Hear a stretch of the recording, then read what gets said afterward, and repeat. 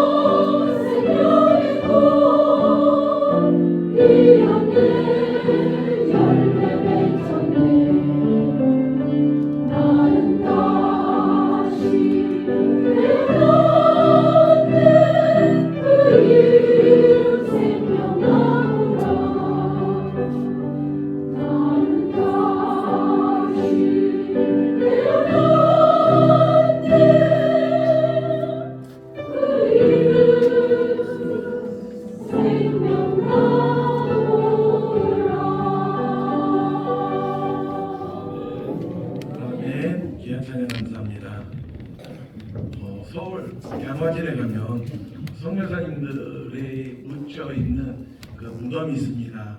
야무진 선교사 묘역이 있습니다. 이 선교사님들이 한참 우리나라에 들어왔을 1800년대 말은 우리나라는 매우 어려운 시기를 보내고 있었습니다. 1876년 일본은 강제로 이 강화도 조약을 맺었습니다. 그리고 1885년 영국은 조선을 침략하기 위하여 이 전남 거문도를 불법으로 점령을 했습니다. 우리나라 참 지리적으로 좋은 환경이 있는 나라입니다. 이 북쪽으로는 중국을 통해서 대륙으로 진출할 수 있고 또 남쪽으로는 바다를 통해서 태평양을 건너서 이 미국으로 진출할 수 있는 정말 지리적으로 아주 중요한 매우 좋은 위치에 있는 나라입니다. 그래서 강대국들이 우리나라를 호시탐탐 점령하기 위하여 노리고 있었습니다. 그런 외부적인 환경이었고 내부적으로는 이 나라 조선나라는 어떠했을까요? 비리와 부정 부패가 매우 심각했습니다.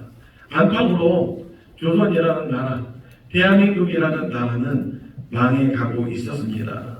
그런데 이런 나라에 어느 날 젊고 유능한 선교사님들이 들어오기 시작했습니다. 1885년 4월 5일 부활주일에 인천 재물보안으로 원도우드와 아펜젤러 선교사님을 시작으로 호주, 캐나다, 미국 등 수많은 나라에서 우리나라에 선교사님들이 들어오게 됩니다. 우리나라에 들어온 선교사님들, 낯설고 척박한 땅에서 이름 없이 빛도 없이 그렇게 복음을 전했습니다. 하나님께서는 흑암에 있던 이 조선 땅에 놀라운 영적 부흥운동, 영적 부흥운동을 일으키셨습니다. 1907년 평양 대부흥운동을 시작으로 전국적으로 원산, 전국 방방 곳곳에 전국적으로 놀라운 부흥의 역사가 일어났습니다. 교회들은 성장하였고 많은 그리스도인들이, 많은 예수 믿는 사람들이 생겨났습니다. 곳곳에 천막만 치고 텐트만 치고 십자가를 꽂아도 사람들이 몰려 들어오기 시작했고 교회는 급속도로 성장하기 시작했습니다. 그러나 1910년 한일합방과 1945년 해방 그리고 1950년 6.25 전쟁 등으로 이 한반도 땅 완전히 폐허가 되었습니다. 전쟁의 결과 남과 북이 나뉘게 되었습니다. 남과 북으로 나누어진 뒤 이 북과 남과 북 두 나라는 완전히 다른 길을 걷기 시작했습니다. 남한의 교회는 급속도로 성장하였고 한강의 기적을 통하여 놀라운 경제 발전을 이루게 되었습니다. 현재 지금 우리나라는 세계에서 11번째로 강한 나라, 11번째로 부자인 나라가 되었고 세계 2번째로 많은 선교사님을 파송하였고 파송한 나라로 따지면 우리나라 선교사님들이 들어가 있는 나라로 따지자면 가장 많은 선교사님을 보낸 나라가 되었습니다. 그리고 세상에서 전 세계 11개 교회 가운데 가장 큰 11개 교회 가운데 7개의 교회가 우리나라에 있습니다. 전 세계 선교 역사상 가장 놀랍게 성장한 나라가 바로 한국입니다. 양화진에 가면 이런 글귀가 있습니다. 하나님이 조선을 이처럼 사랑하사. 하나님께서 조선이라는 나라, 우리나라를 이렇게 사랑하셨습니다. 그런데 하나님께서는 조선을, 우리나라를 이렇게 사랑하셨는데 한국은 하나님을 배신했습니다. 1990년 예수 믿는 사람들, 그리스도인의 숫자가 1200만 명이라고 자랑을 했습니다. 4명 중에 1명이 교회 다닌다라고, 그리스도인이라고, 기독교인이라고 자랑을 했습니다. 우리 얼마 안 있으면 이제 우리 대한민국이 이 한국이 기독교 국가가 될 것이라고 말을 했습니다. 그런데 제멋대로 자기 마음대로 쌓아올린 벽돌이 언제 무너질지 모르는 불안감에 있는 것처럼 급속도로 성장한 한국교회 서서히 무너져가고 있었습니다. 최근 이런 보고들이 이러한 사실을 뒷받침하고 있습니다. 2023년 그러니까 작년 조사에 따르면 우리나라의 기독교 인구, 예수 믿는 사람들의 인구는 770만 명이고 그 중에서 교회에 출석하고 있는 사람은 540만 명. 그러게 200만 명이 넘는 사람들이 나는 여전히 예수님을 믿지만 교회에 출석하지 않고 있는 가난한 성도라고 합니다. 그런데 아직은 괜찮습니다. 왜냐하면 교회 안에 남아있는 540만 명의 사원들 가운데 아직도 부흥의 시대를 경험한 부흥의 세대가 교회 안에 있기 때문입니다. 그런데 문제는 다음 세대입니다. 2005년 주일학교 숫자는 27만 명인데 10년이 지난 2014년 17만 명이 줄어들었고 지금도 매년 평균 1만 명에 가까운 인원들이 주일학교가 줄어들고 있습니다. 그래서 미래학자들은 한국교회가 이제 5년, 6년이 지난 2030년에 되면 우리나라 전체 교회의 90%에서 주일학교가 사라질 것임을 예언하고 있습니다. 한국교회를 보면 딱 망했다라는 말이 정확합니다. 망했습니다. 그런데 이런 우리나라와 너무너무나 똑같은 비슷한 나라가 있습니다. 바로 이스라엘입니다. 하나님이 이스라엘 백성에게 주신 가나안이라고 하는 땅, 젖과 꿀이 흐르는 정말 아름다운 땅이었습니다. 하나님은 애굽에서 종살이 하던 이스라엘 백성들 출애굽시키셔서 젖과 꿀이 흐르는 땅으로 인도하셨습니다. 가나안 땅을 정탐하고 온 믿음 없는 10명도 이렇게 말을 했습니다. 우리 민수기 13장 27절의 말씀, 우리 이 믿음 없는 10명의 정탐꾼이 보고한 내용 함께 읽겠습니다. 모세에게 말하여 이르되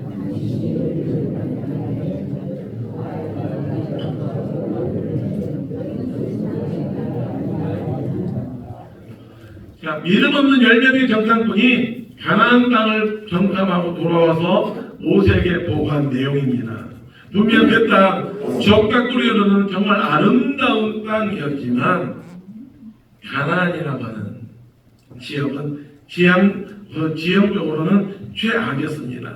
서쪽에는 블레셋, 동쪽에는 암몬과 모압, 그리고 남쪽에는 애굽, 북쪽에는 아수르가 있었습니다. 언제 주변에 어떤 나라들이 쳐들어올지 모르는 상황 속에서 늘 긴장하면서 살아가야 되는 곳이 바로 이 가나안 땅이었습니다. 그런데 하나님은 왜 그런 곳에서 이스라엘을 살도록 하셨을까요? 왜 그 가나안 땅에 이스라엘 백성들을 가나안 땅으로 보내셨고 가나안 땅을 향하여 젖과 꿀이 흐르는 아름다운 땅이다 라고 말씀을 하셨을까요? 이유는 간단합니다.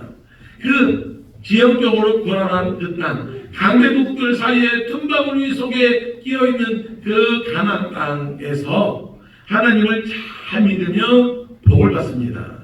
그러면 주변 나라들이 그 이스라엘 백성들, 하나님을 잘 섬기고 하나님을 경외하는 그 이스라엘 백성들을 보면서 주변 이방 나라들도 하나님을 믿게 될 것입니다. 나라의 흥망성쇠가 하나님께 있음을 세계 만방에 보여주기 위함이었습니다. 이것을 보여주시기 위하여 이스라엘 백성들을 아브라함의 후손을 이스라엘을 하나님 나라 거룩한 백성 제사장 나라로 세워주신 것입니다. 이것이 하나님께서 멸망 가운데 이스라엘을 두신 이유입니다. 하나님의 계획대로 이스라엘은 첫 번째 왕 사울, 두 번째 다윗, 3대 왕 솔로몬이 통치하면서 참 나라가 부강해졌고 강해졌습니다. 특별히 다윗과 솔로몬을 거치면서 이스라엘은 이 최고의 전성기를 맞이하게 되었습니다. 에티오피아에서 스바 여왕까지 이 솔로몬의 소문을 듣고 찾아올 정도였습니다. 그렇게 솔로몬을 찾아온 스바 여왕이 이렇게 고백을 합니다. 당신의 하나님 여호와를 송축할지로다. 여호와께서 당신을 기뻐하사 이스라엘 왕 위에 올리셨고 여호와께서 영원히 이스라엘을 사랑하심으로 당신을 세워 왕으로 삼으셨도다 라고 그렇게 이방 여인, 이방 사람 에티오피아의 스바 여왕이 그렇게 고백을 합니다. 이스라엘이 부강해지자, 이스라엘이 강해지자 주변 나라들 이스라엘과 동맹을 맺기를 원했습니다. 그래서 자신의 딸들을 솔로몬과 결혼시키기 시작했는데 나중에 솔로몬의 아내 수가 천명이나 되었습니다. 그런데 문제는 솔로몬과 결혼한 이방 공주들이 각자 자기 나라의 우상을 가지고 왔습니다. 그리고 솔로몬에게도 자신이 섬기는 우상을 섬길 것을 강요하였고 솔로몬은 우상을 섬기기 시작했습니다. 그 결과 어떻게 되었습니까? 솔로몬이 죽고 난 이후에 이스라엘은 남과 북으로 나눠지게 되었습니다. 남과 북으로 나눠진 이스라엘, 우리나라의 남과 북처럼 전혀 다른 길을 걷기 시작했습니다. 북쪽 이스라엘은 19명의 왕이 나라를 통치하게 되는데 전부 다 악한 왕, 전부 다 제대로 된 왕이 한 명도 없고 19명 전부 다 우상을 섬겼던 왕이었습니다. 그 결과 주전 722년 아수르에 의하여 나라가 완전히 처참하게 망하게 되었습니다. 한편 남유다는 20명의 왕이 통치하게 되는데 20명의 왕 가운데 8명이 선한 왕이었습니다. 오늘 우리가 읽는 다니엘서의 배경은 그 20명의 왕 가운데 16대 왕인 요시야 왕의 시대를 배경으로 합니다. 그러면 요시야 왕 어떤 왕이었을까요? 열왕기하 22장 1절과 2절 말씀을 우리 같이 한번 화면을 보고 같이 한번 읽겠습니다. 시작. 요시야가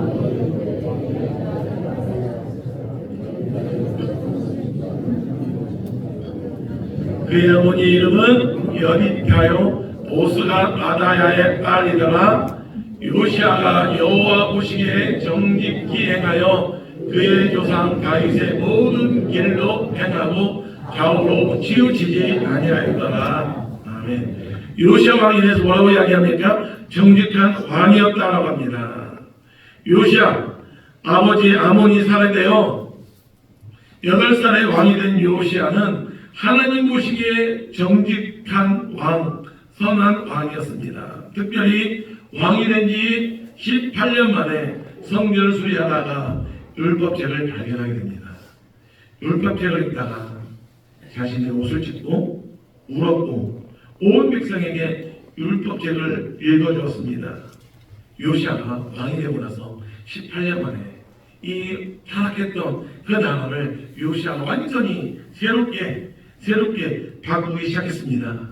남유다 곳곳에, 남이스라엘 곳곳에 흩어져 있던 바알과 아세라 우상을 제거해버렸고 우상을 섬기는 제사장들 전부 다 죽였고 또 산당, 신자판자, 전쟁의 등 이런 사람들 전부 다 제거했습니다. 사람을 제물로 바치는 인신 제사를 금지했고 모세의 율법대로 유월절을 지켰습니다. 나라가 완전히 새롭게 개혁이 됐습니다. 그런데 이스라엘은 지형적으로 늘 불안한 그런 상황이라고 말씀을 드렸습니다. 이 나라를 보시면 여러분 바벨론이라는 나라 보이십니까? 그리고 아수르라는 나라가 있습니다. 그리고 이스라엘 밑에 애굽이라는 나라가 있습니다. 이거 그 당시의 지도인데 이 고대의 고대 근동을 이 지역을 장악하는 아수르가 점점 바벨론에 밀리기 시작했습니다. 힘이 없던 애굽이 힘을 모으기 시작했습니다. 그리고 터질 것이 드디어 터지게 됩니다. 아수르와 바벨론이 제대로 한판 붙었습니다. 이때 밑에 이스라엘 밑에 있는 애굽은 바벨론이 더 이상 커지는 것을 봤고 다시 한번 자신의 힘을 키우기 위하여 누구를 돕냐면 아수르를 돕기로 결심을 합니다. 그리고 아수르를 돕기 위하여 애굽 군대가 이 이스라엘을 통과하여 이 갈그미스 쪽으로 그렇게 진출합니다. 문제는 갈그미스라고 하는 곳을 가기 위하여 이스라엘 땅을 통과해야 된다는 것이었습니다. 당시 애굽보다 힘이 약했던 유다였기 때문에 애굽은 유다의 허락을 받지도 않고 그리고 유다 땅을 통과했습니다. 화가 난 유다 왕 요시야는 이 무기또라고 하는 곳에서 이 애굽 왕을 만나 빠졌습니다. 그런데 어떻게 되었습니까? 애굽과 이스라엘이 만나서 이스라엘 왕 요시야가 애굽 왕 누구와 따져서 전쟁을 벌이기도 전에 힘이 없던 요시야는 이 무기또 저쪽에서 전사하고 말았습니다. 너무나 허무한 죽음이었습니다. 요시야 왕이 죽었다는 소식이 온 이스라엘에 전부 다 퍼집니다. 백성들은 절망과 좌절에 빠졌습니다. 개혁한 왕 하나님 앞에서 정직하게 유월절을 지키고 율법을 지키고 우상을 제거해버리고 하나님만을 제대로 바르게 섬기려고 노력했던 그 왕이 다시 한번 요시야와 함께 다윗과 솔로몬 시대의 영광을 재현하기를 원했던 이스라엘 백성들의 꿈도 한순간 사라지게 되었습니다. 요시야가 죽자 이 요시야 왕의 두 아들 가운데 이스라엘 백성들은 똑똑한 둘째 왕을 아들로 세웠습니다. 이 아들의 이름이 요호아하스인데 그나마 다행이에요. 그런데 문제는 뭐냐면 이 갈그미스 전투에서 이제 바벨론과 붙었던 애굽이 무승부로 끝나고 애굽으로 내려가면서 유다를 거쳐 와가지고 이제 이스라엘 백성들이 왕으로 세웠던 그 둘째 왕을 폐위시키고 자신의 입맛에 맞는 좀 약간 좀 멍청한 좀 덜 떨어진 이 왕을 이스라엘의 왕으로 세웁니다. 그 왕이 누구냐면 여호야김이라는 왕입니다. 여호야김을 왕으로 세우면서 애굽만을 잘 들으라고 협박도 좀 하고 많은 금강을 바치라고 했습니다. 이렇게 세워진 왕이 18대 18번째 왕 여호야김입니다. 여호야김이요 이러지도 못하고 저러지도 못하는 상황이었습니다.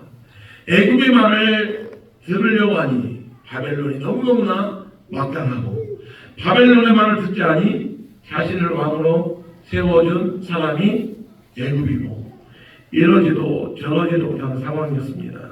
더군다나 이 여호야김은 자신의 아버지 요시야가 하나님 말씀대로 살아가려고 그렇게 발버둥치고 종교개혁도 일으켰고 그렇게 부흥회도 일으켰던 자신의 아버지가 허망하게 죽음을 당하자 하나님에 대한 회의감까지도 들게 되었고 하나님에 대해서 실망했습니다. 하나님이 그렇게 잘 섬겼는데 너무너무나 허무하게 죽은 아버지의 죽음과 하나님에 대한 원망, 어떻게 해야 될지 모르는 상황, 여호야김 그래서 불쌍한 왕이었습니다. 그래서 여호야김이 선택한 것이 무엇이냐면 자신을 위해서 사치도 별장도 짓고 또 포악하게 자기 마음대로 나라를 다스렸습니다. 이에 예레미야 선지자가 여호야김을 찾아와서 이렇게 협박을 합니다. 그러나 네 두 눈과 마음은 탐욕과 무지한 피를 흘림과 압박과 포악을 행하려 하였다라고 말씀합니다. 그리고 예레미야는 여호야김에게 너 하던 거 멈추고 하는 길로 돌아가야 된다. 그러면 네가 살 수 있는 방법이다라고 말하는 것이 아니라 애구무지하지 말고 북쪽에 있는 바벨론을 의지해라. 바벨론에게 항복해라. 라고 하는 하나님의 말씀을 예레미야가 이 왕 여호야김에게 전합니다. 바벨론에게 행복하라 이 말 하나님이 당신을 버렸다는 의미로 여호야김은 그렇게 들었습니다. 그리고 자신을 세운 애굽을 배신할 수도 없었습니다. 그래서 여호야김은 예레미야의 말을 무시하고 어떻게 했냐면 애굽을 의지했습니다. 예레미야 25장 9절 보면 보라 내가 그 결과 어떻게 되었냐면 보라 내가 북쪽 모든 종족과 내 종 바벨론과 느부갓네살을 불러다가 이 땅과 그 주민 사방과 그 주민과 사방 모든 땅을 걸쳐서 진멸하여 그들을 놀램과 비웃음거리가 되게 하며 땅으로 영원한 배후가 되게 할 것이라 하나님이 하신 말씀입니다. 하나님께서 야 여호야김 바벨론 의지하지 않고 네가 끝까지 바벨론에게 행복하지 않고 애굽을 의지해서 내가 너 심판할 것이다라는 하나님의 심판의 메시지가 이 여호야김에게 쏟아집니다. 그리고 오늘 본문 1절을 다시 한번 우리 같이 한번 읽겠습니다. 본문 1절입니다. 유다와 여호야김이 다스린 지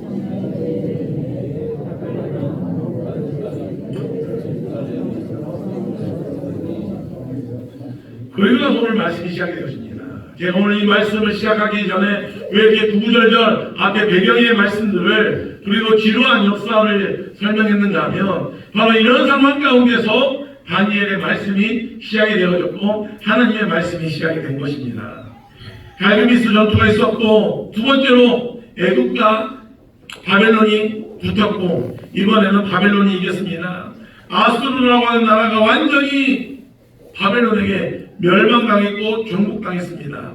함께 전쟁에 참여했던 애굽도 망했습니다. 그리고 여호야김이 어느 편에 섰다고요? 애굽 편에 섰던 유다 여호야김도 완전히 망했습니다. 여러분 예레미야의 말이 맞았습니다. 여호야김은 후회했지만 이미 늦었습니다. 여기 여호야김 3년 그러니까 이 주전 605년에 바벨론 왕 느부갓네살이 예루살렘을 뺑 둘러쌌습니다. 애워쌌다는 말 완전히 숨통을 조였다는 의미입니다. 남유다가 완전히 망했습니다. 당시 최고의 나라 바벨론에 의하여 아수르, 애굽 강대국들이 차근차근 정리가 되어가고 있었습니다. 그리고 아수르와 애굽에 비하면 남유다는 그저 작은 도시에도 지나지 않는 나라였기 때문에 그냥 쉽게 정리가 되었습니다. 여러분 이건 역사의 기록입니다. 하나도 이상할 것이 없습니다. 강대국 바벨론 앞에 남유다가 망한 것 하나도 이상할 것도 없고 거론할 가치도 없는 역사적 사실입니다. 그런데 여러분 2절을 다시 한번 우리 같이 한번 읽겠습니다. 시작. 주께서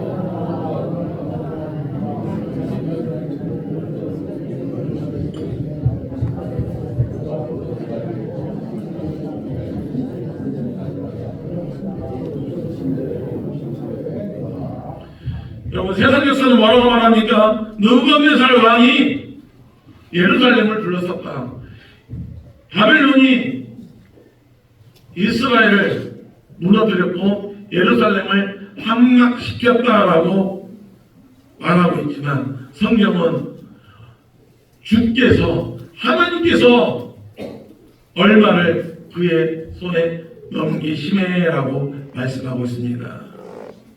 여러분 옛날 고대 시대는 이 나라와 나라 간의 싸움은 단순히 나라와의 싸움이 아니라 자신들이 믿던 신들과의 전쟁이었습니다. 남유다의 패배는 단순히 유다의 멸망이 아니라 유다가 섬기고 있는 이스라엘 백성들이 섬기고 있는 하나님의 패배입니다. 남유다 사람들, 이스라엘 백성들 그렇게 생각했습니다. 망했다. 우리나라가 망했다. 우리 조국이 망했다. 그리고 우리가 믿고 있던 하나님이 완전히 지셨다. 바벨론의 신에게 우리 하나님이 지신 거다. 바벨론은 이렇게 생각했습니다. 이스라엘 백성들이 믿는, 유다 사람들이 믿는 하나님 별거 아니구만. 그런데 성경은 뭐라고 말씀합니까? 망한 것이 아니다라고 말씀합니다. 하나님께서 지신 것이 아니다라고 말씀합니다.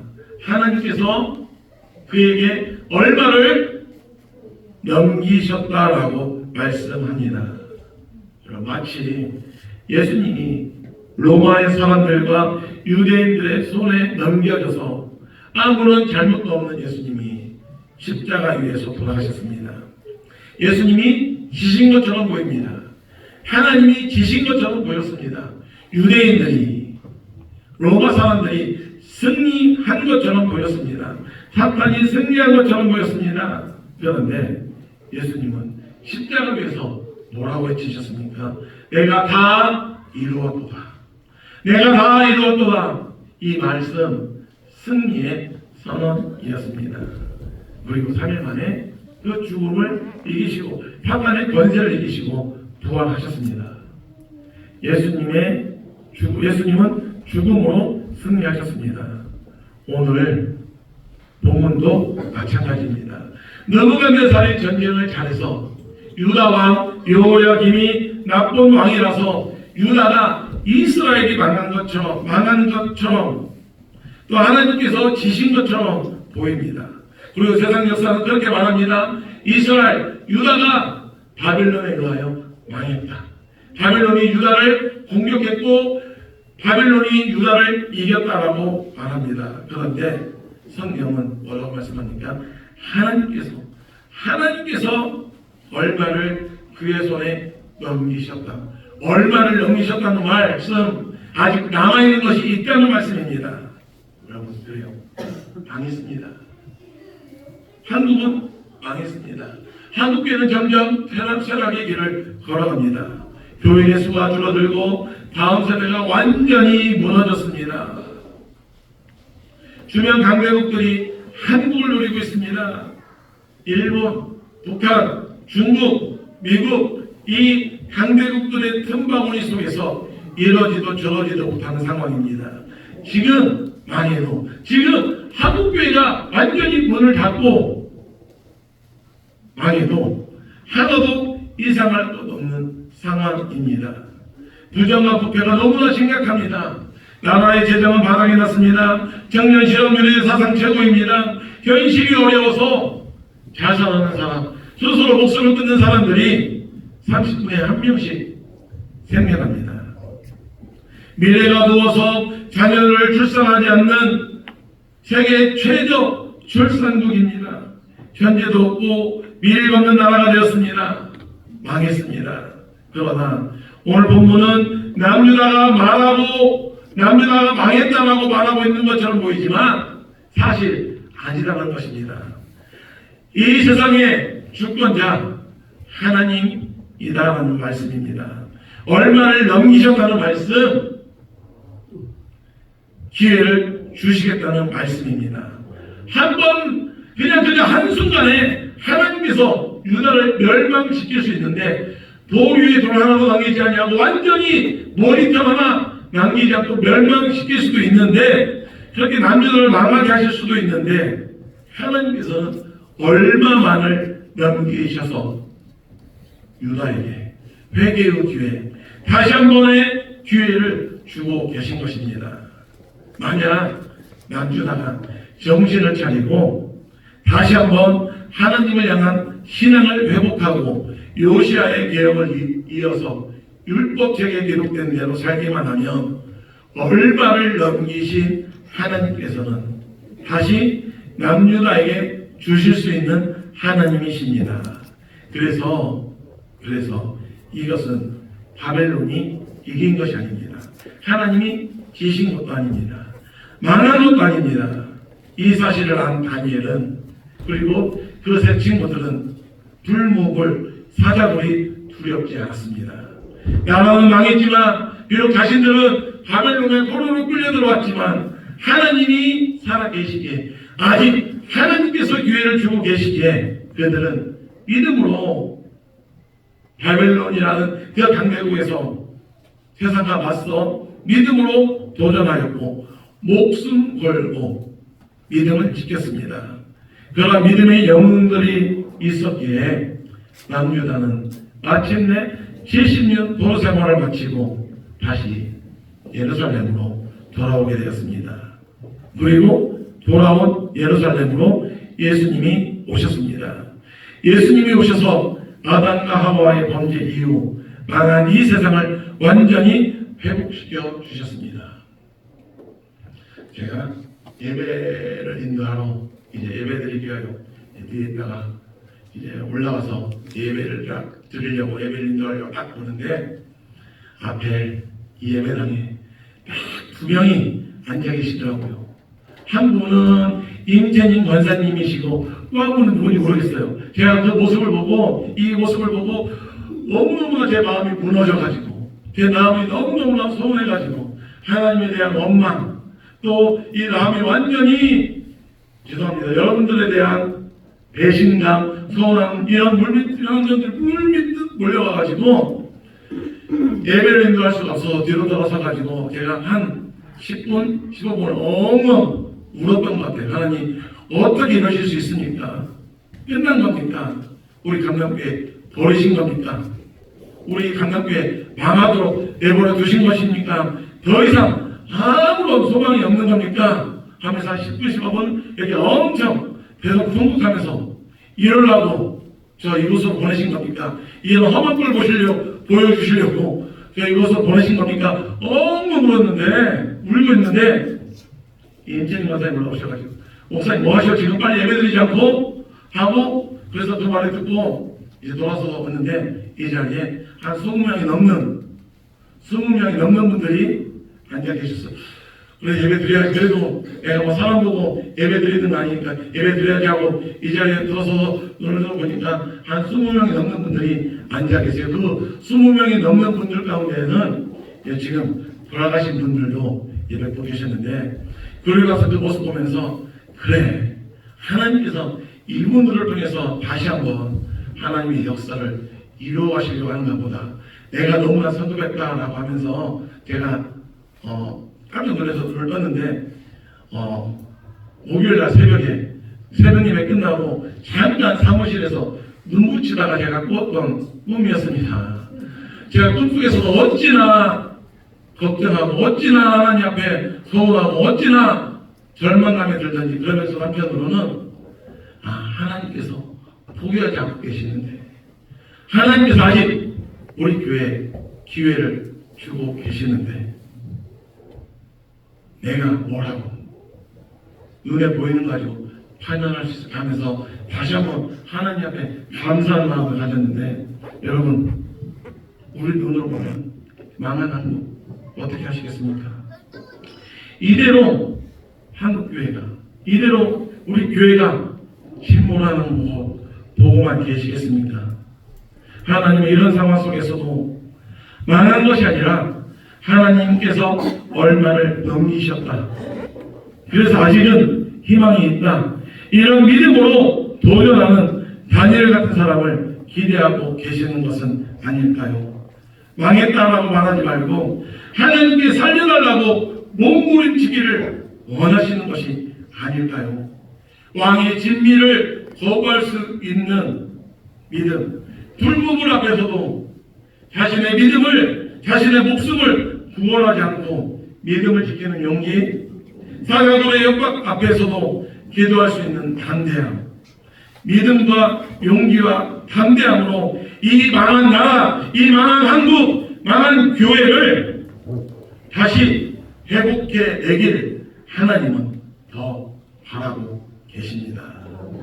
사랑하는 성도 여러분, 아직 망하지 않았습니다. 아직 하나님께서 우리에게 기회를 주고 계십니다. 왜냐하면 오늘 여기 하나님의 다음 세대를 책임질 믿음의 세대가 있기 때문입니다. 미래학자들, 신학자들 모든 통계는, 모든 보고는 다 한국교회가 망하게 가고 있고 한국이 망해가고 있고 곧 망할 것이다라고 말합니다. 그런데 최후의 재판관, 최후의 심판자는 바로 하나님이십니다. 하나님께서 아직 사망 선고를 내리지 않고 아직 판결을 내리지 않고 계십니다. 마지막 기회입니다. 이 마지막 골든 타임의 때를 하나님이 저와 여러분에게, 우리에게 맡기셨습니다. 망한 나라, 망한 세계, 한번 예수님을 믿는 믿음으로 살려내 봅시다.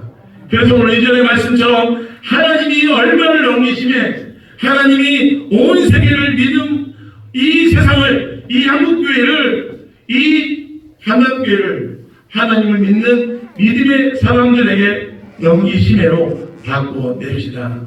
분명한 사실은 예수님이 승리하셨다는 것입니다. 이것이 하나님의 소원입니다. 이 일에 저와 여러분 우리 모두가 쓰임받길 주님의 이름으로 축원합니다. 우리가 기도하겠습니다. 하나님, 하나님의 눈으로 이 세상 바라보게 하여 주시옵소서. 하나님의 일하심을 우리가 기대하며 포기하지 않고 주신 사명 믿음으로 잘 걸어가는 저희를 되게 하여 주시옵소서. 우리를 통하여 일하실 하나님을 찬양하며 예수님 이름으로 기도드립니다. 아멘. 우리 같이 찬양 부르겠습니다. 오늘 말씀의 가사를 생각하면서